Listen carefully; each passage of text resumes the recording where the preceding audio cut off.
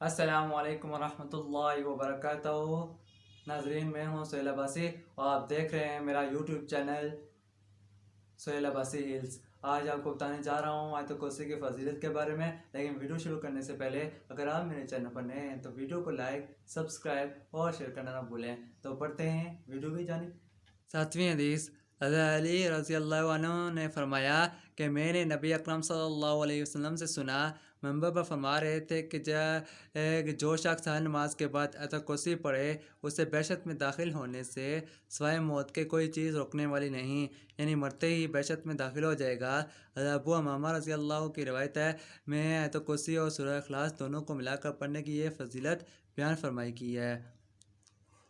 آیت الکرسی، اللہ لا الہ الا هو الحی القیوم لا تأخذه سنة ولا نوم له ما في السماوات وما في الأرض من ذا الذي يشفع عنده إلا بإذنه يعلم ما بين أيديهم وما خلفهم ولا يحيطون بشيء من علمه إلا بما شاء وسع كرسيه السماوات والأرض ولا يؤوده حفظهما وهو العلی العظیم۔ ترجمہ، اللہ نہیں ہے کوئی معبود مگر وہی زندہ ہے تھامنے والا، نہیں آتی اس پر اونگ اور نہ نیند، اسی کا ہے جو آسمانوں میں ہے اور جو زمین میں ہے۔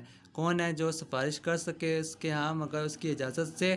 جانتا ہے سب جو ان کے سامنے ہے اور جو ان کے پیچھے، اور نہیں احاطہ کر سکتے کسی چیز کا اس کے معلوم چیزوں سے مگر جس قدر وہ چاہے۔